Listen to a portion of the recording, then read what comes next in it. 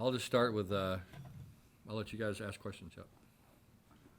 Coach, I know there's obviously some disrespect leading into the game, but even after 48-14, there's some perception out there that North Carolina lost this game. Yeah. Didn't win it. Yeah. What are your thoughts on that? Yeah, I mean, I think that, kind of like we talked a little bit after the game. I mean, to me, there was, there was just a lot of conversation about this, and I understand that. I mean, it's a big deal, when you've got the winningest, or I guess the second winningest NFL coach ever, and won the most Super Bowls and all the stuff, coming to college football, and so that's going to lead to a lot of conversation and a lot of interest in the game. And so I think for us, it was just about, us trying to avoid those distractions the best that we could. And I felt like we had a better plan on how to deal with that, than we had in 23 when we played, Deion's team. So, I was proud of our mentality for that. And I think kind of the same thing with our players. I mean, we talked a little bit about the importance today about moving on. And just making it about us. It's the same old thing. I mean, I think, I think our program, you look at us in 22 and we, first-year staff, it was a 5-win program. We start 12-0. We won 13 games. We beat Michigan, only game that they lost in 2 years, and played for a national championship. And it seems like everybody's since then has been, but about TCU football, and I think it's a little bit of the same thing with this, but I think that's just kind of the way it is. I mean, I think that blue bloods are blue bloods for a reason, and and we'd like to get to the point where people take our program seriously, and I think really the only way to do that is to continue to win, and I think that probably we have to win more than other people have to win to to catch the attention of people, I think, and that's just the way it is. How impressed were you that your team was able to avoid all these distractions and go in and just take care of business? Yeah, I felt good about this team, because we were mature. That's the one thing I thought we talked a lot about, before the season started, was just kind of the unique makeup of this group, just the fact that they are a mature team and they have been able to focus on stuff that's important and what matters and not get caught up and sidetracked. And so it's going to be important for us to do that moving forward. You know what I mean? That's you just got to move on, put it behind us. And our guys had a great practice today. We got back late. I think we were like 4:15 in the morning, Tuesday morning. And so, I was a little worried about what we'd be like today, getting up early and practicing. Our guys had a really, really good practice, really attentive, really focused. Did not hear one player talking about the game or any of the sideshow that accompanied the game or any of that stuff. And so I was proud of the guys for, moving on and understanding that, it's over and done with, and now we got to focus on having a good practice today, a good physical, tough practice tomorrow, and then, good practices over the weekend. And so it's going to be important for us to continue to build and get better. Is this where you try to start kind of get into now season mode now that you'll be back on the regular Saturday? Yeah, we're going to try to get into our normal schedule. It's been weird, the fall camp schedule is always weird. You don't know what day of the week it is, and then we were trying to, get ready for a Monday game. That was unusual. Having to wait around, I think, was hard for us a little bit. Just, our guys were excited and ready to play, and but we needed every day. I mean, I felt like a day of preparation was important for us, and our guys practiced well, and so I felt like, we'd play well. But yeah, I'm excited to kind of get on a normal schedule and kind of get back to it. So we'll try to normalize this the best we can. We won't practice on Saturday, but we'll have a practice on Sunday, and then get a little bit of a head start on Abilene Christian, and take Monday off like we always do, and then try to get into normal game week and get settled. When you look at the film now, I mean, obviously we see what the score and we see all that. When you looked at the film, what did you like and what was it? Yeah, I thought we played hard. I thought we played physical. We made a ton of mistakes. I mean, just a lot of stuff that you look at it and you go, this could have been bad. It wasn't in some cases, but it could have been. I thought we did a good job of adjusting to what we were seeing during the game. I thought especially defensively. when we came out and we were on our heels a little bit and went over the sideline and got that fixed pretty quickly. And once we did that, I think we felt like we were in pretty good shape from then on from a scheme standpoint. But the thing I liked was just the guys, the mentality we had. We played physical the whole game. When we put our young players in the game and some guys maybe that don't play that many snaps, I thought those guys played hard and tried to play physical. I was really encouraged by that. Just the toughness that the guys played with and the determination, I think, was the biggest thing. But there's a ton of errors. I mean, there's a million things on all three sides of the ball. I mean, missed opportunities on offense, certainly some missed opportunities defensively, and a bunch of stuff on special teams that we got to get cleaned up. You mentioned right after the game that every drive was kind of like making a new adjustment on the sideline and trying to figure out what they were going to do next. Right. Can you speak to the work that Kendall and Andy? Yeah, kind of yeah. did to that? Yeah, going in, it's hard to know exactly what you're going to see. And again, they did a good job of scheming us, their offense and putting a sixth offensive lineman in there and getting into some personnel stuff and creating some broad blocking surfaces that were tough to fit, and stuff that we hadn't really looked at. But again, you got to credit Andy for getting those guys on the sideline, getting it fixed. And when they tried to jump into it again, we had the answers for it. And so, they kind of moved on to something else, and that really helped us. And, just being able to having a veteran group of players that can adapt and can adjust. And we knew we were going to have to, and I think our guys were prepared and ready to do that. Did you guys come out pretty injured? Yeah, very healthy, yeah. Really, really healthy. I think Ben Whitfield's got a little bit of a sprained ankle, and besides that, I think everybody's good. And he practiced today. So, yeah, there was no injuries, not very banged up, nothing. Coach, you mentioned how weird the schedule's been. How weird is it to, finally play that first game and then go straight into a bye week? Yeah, it's strange. I mean, it's strange. The schedule was when we wanted to move this game to Monday. We wanted to make sure that that our players would have a chance to get back here and get settled before jumping in and playing next week. And so we had to move the Abilene Christian game a little bit later in order to make this thing work on Monday, and we did that, and appreciate their willingness to do that. But yeah, it's been the schedule's been weird. And we were talking about this earlier. I mean, our schedule's been weird. I think the 4 years that I've been here, we've opened on the road against a Power 4 team 3 of the 4 years and won all 3 games, which I don't know that anybody else in college football has done that. Open on the road 3 of the 4 years against a Power 4 team.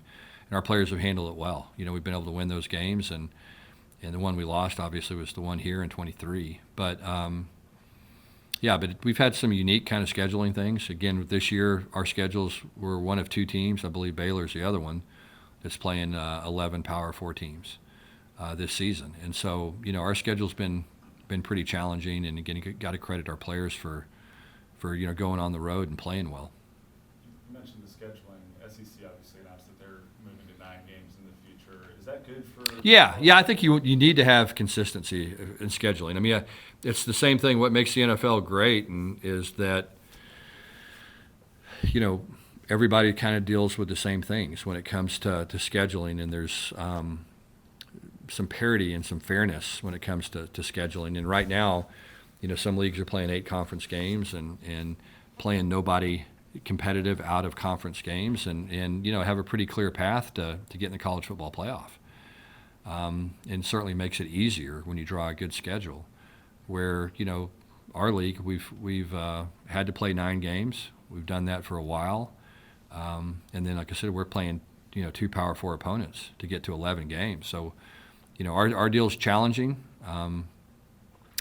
You look at some of the blue blood college football programs. I mean, they're not playing road non-conference games ever. I mean, what I'm saying? I mean, like ever. And so, I think for us, we've got to try to always put our program in the best position that we can to have a chance to hopefully, compete for a championship and get ourselves in the playoff. And I think ultimately that's the goal. Now, we're a million miles from that, and we're certainly not thinking about it or talking about it. But those are the kind of things that we've got to do a good job of as a program, is just positioning ourselves and giving ourselves the best opportunity we can. As for scheduling, and I'm gonna preface this and say, I'm not asking specifically about Yeah. SMU game, but you look at Baylor's playing SMU this week, and then you guys are playing this the last time, as we know, in a while. When you see these like old Southwest Conference rivalry games, the non-conference ones, Yeah. so you got, what does it do to you when you see those kind of going away? Because if you look on the schedules, there's not really any of them. Yeah, I think if you look at our scheduling, we're trying to play, teams that make sense. The issue with us is we were scheduled out when it comes to, non-conference games. And so, we don't have a lot of flexibility in our schedule. And the fact that we play 9 conference games and other teams don't, there's not much flexibility. And so, as I said earlier, it's all about, trying to do the right things. You get judged on whether or not you're going to go to the playoff, then you got to do everything you can to give your team the best opportunity to do that. It's a guy that who grew up around the Southwest Conference football. Is there a little bit of you that kind of goes, you hate to kind of see those? Yeah. I'd love for it to be the old Southwest Conference right now. You know what I'm saying? A&M and Texas, broke this deal up a long time ago. You know what I mean? And so when they, moved on and Oklahoma. And so anyway, it's, the stuff started to fall apart and guys moved on. And the old Big 12, I thought, made a lot of sense. And I think it'd be a pretty dang good conference right now. But, things have moved on and college sports has changed. And like I said, from a guy that's grew up in Texas, I would love to have the old Big 12, back. I think it makes a lot of sense, but it's just not the reality of it. Do you think there are some things, though, the Big 12 could do scheduling-wise to maybe protect some of those games? Not playing Texas Tech this year. Yeah, I don't know. It's hard. It's hard when you have 16 teams, man. It's hard. You know what I mean? And it's hard to have. There's going to be some years you catch a good year, and a team may not have to play 3 or 4 of the best teams in the league. You know what I mean? And so obviously that can make a difference. Who you play has a lot to do with whether or not you win or lose in some cases. And so, it's hard when you have 16 teams. I loved it when there was 9 teams and you played everybody. And to me, you had a true conference champion, and that always made the most sense to me, where everybody played everybody, and then there was one team standing at the end, and that was your champion, and you kind of went on from there. But it's just not the reality now. The conferences are big, and it's like I said, sometimes some teams are going to catch a good year and a good run, and that's just the way it is. You mentioned how difficult, obviously, it is. So the players had to wait till Monday night. How much football, if any, did you watch, and did you have any early impressions on? Yeah, I watched quite a bit of football on Saturday. A little bit on Friday night. I went to watch my girls cheer Friday night and got to do that, which was awesome. And I don't know how many times I'm going to get a chance to see them, and they both cheer, and so that was great. So I got to do that Friday. Got to go to a high school game, which was pretty cool. I'll go to another one this Friday. I go to 2 games Friday from a recruiting standpoint this week. And then that's always fun. And then watch a lot of football on Saturday. You know what I mean? I think that we'll have a chance to kind of get ahead of a game plan a little bit with Abilene Christian, just with the way the schedule is. I was able to watch a little bit of their stuff, on the airplane flying home from the game, Monday night. So you could get ahead, which was nice, and having those extra days to prepare is always really important. You were talking in spring camp and fall camp that you felt like the run game was going to be better. Yeah. Obviously, it showed Monday night. When did you kind of tell that you were going to be successful in football? Yeah, like you said, I think it's been such a point of emphasis for us. Going back and looking, and there were times, you get in the middle of a season, and you get through the season, you look back, and you're just kind of like, whoa, man, we just didn't run the ball well.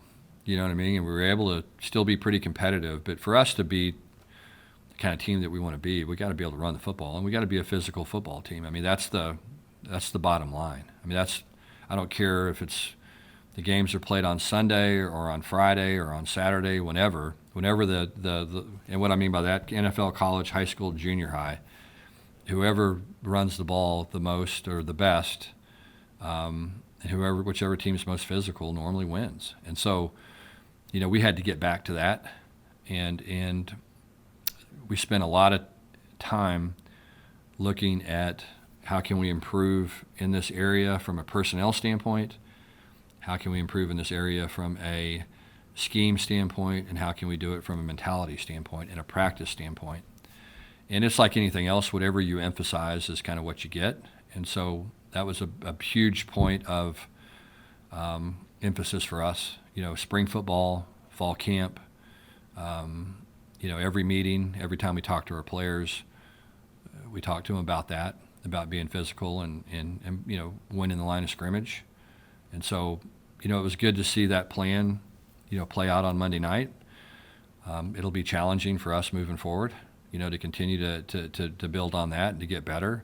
But I felt like we addressed some personnel things in terms of our mentality and physicality, just bigger bodies, downhill runners, finishing blocks up front, just attention to detail and emphasis, I think helped us. And I think when you do that offensively, then it's going to affect your defense as well. And obviously we needed to be able to stop the run defensively. And same thing with those guys. I mean, it was every single day we were trying to figure out how to get better at stopping the run.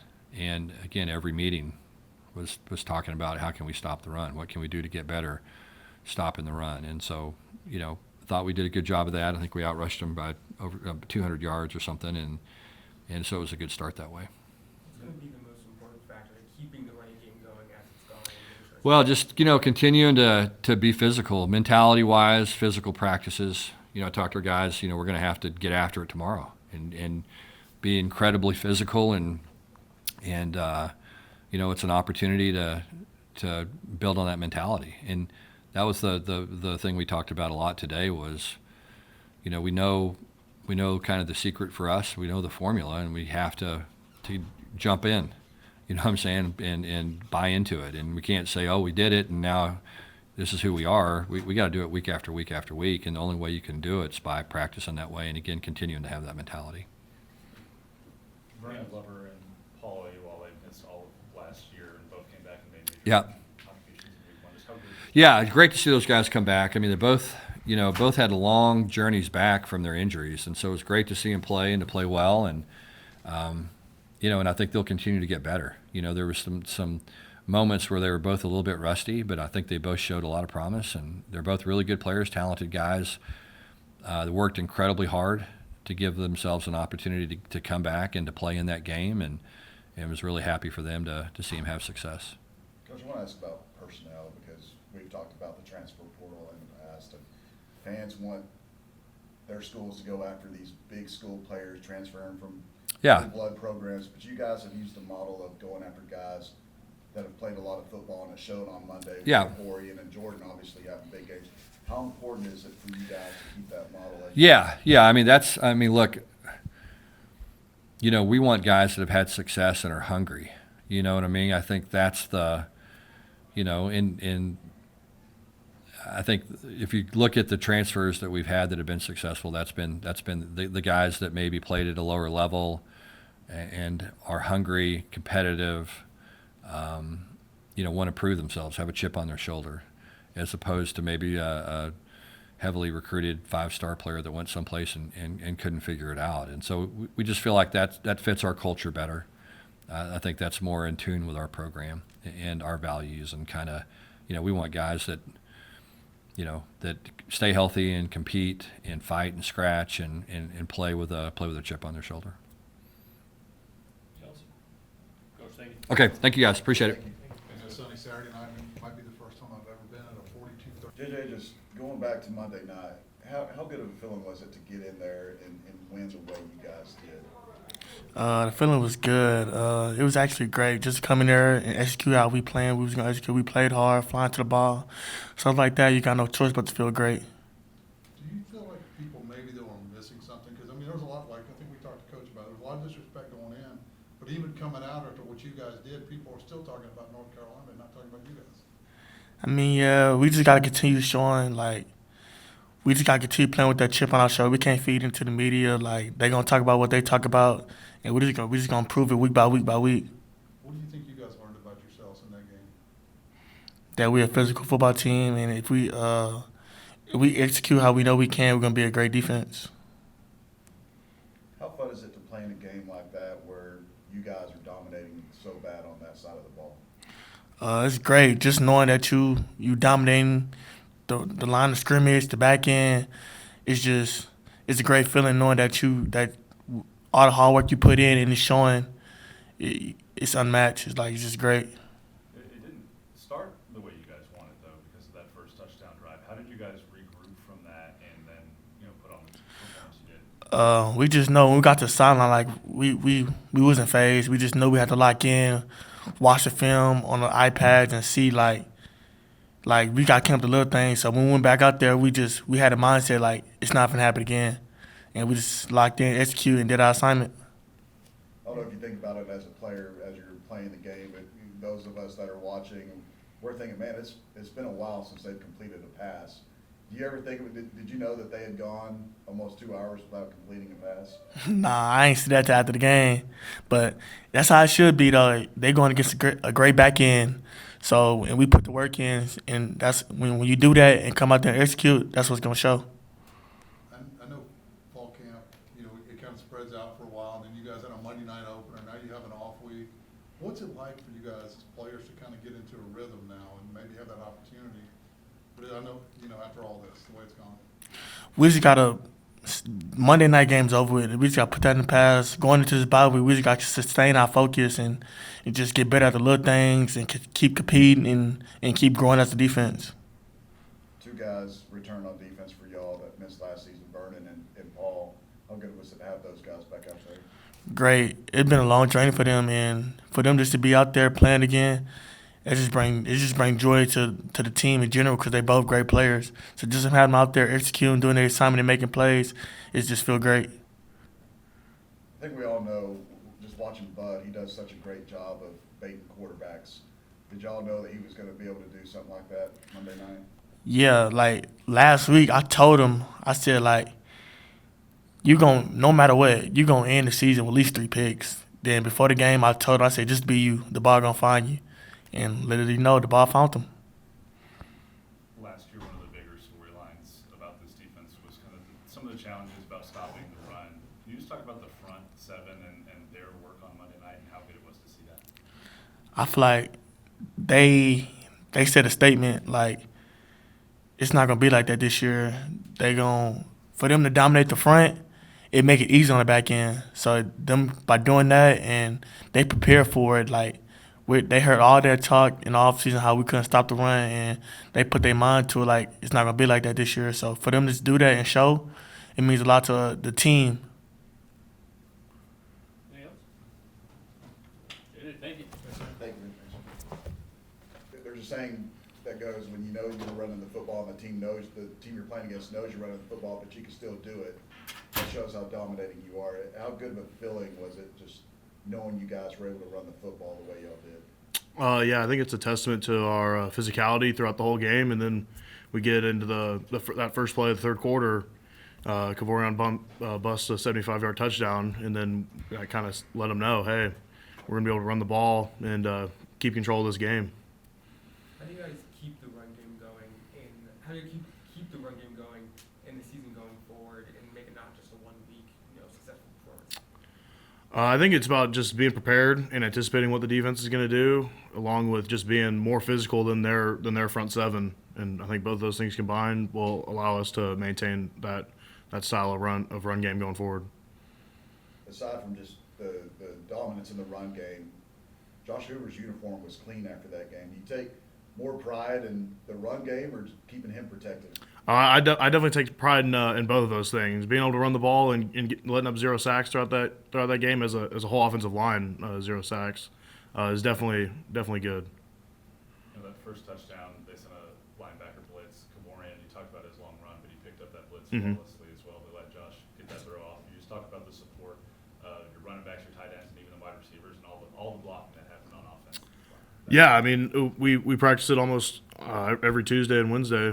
We're doing like blocking circuits for the outside guys and the running backs, and we usually have a couple periods in practice where we're working with the running backs on blitz pickup and just making sure everyone's on the same page. And then you see it on Monday night, it works, and then JD can go out and make some plays. We asked Coach about this, and you guys have had a huge emphasis on improving the run game from last year. Was there a moment, maybe in spring or fall camp, where you knew that, man, I think we're going to be pretty good running the football? I wouldn't say one specific moment. I would just say stacking the days, like throughout spring ball, throughout fall camp, and just being able to show that we can do it, and then be able to go out there Monday night. And hey, all that work we've done for the past 6 months has come to fruition. So it was your second collegiate start, your first start at left tackle. What do you got to improve on, and how do you feel like you played? I would say it was a good start. Always stuff to improve on. I'd say run blocking, at least to the left side, would be a big thing to improve on. Just my technique going forward, and then just making sure my hands are strong in pass pro. I think that touchdown Trent scored, y'all scored probably about 15 times in fall camp. That play looks really successful. Did you know something good was going to happen when y'all called that play? Yeah, that's probably my favorite run play in the playbook. And me and DJ are on the front side blocking down. Cade Bennett pulls around, kicks out the guy in the C gap, and then Trent is able to crease it for a 30-yard touchdown. So that's probably one of my favorite plays. Yeah. You mentioned Cade. He missed all of last year, but is a really veteran guy. What's it like having someone with that much experience playing right next to you? It's just allowing. I mean, he's I think the oldest guy in the offensive line. It brings just a veteran presence and kind of a calming effect to, like, hey, I've been here before. We know what we're doing, and then that kind of translates to everyone else on the O line, especially me being on my side. Being a veteran on this offensive line, Colton Deary made the move back to center, which it looked like it's paying off right now. How much has that helped you guys up front? I would say it's a good change. I mean, I love Deary, so we're gonna keep doing what we do and go out there and just keep getting better each day.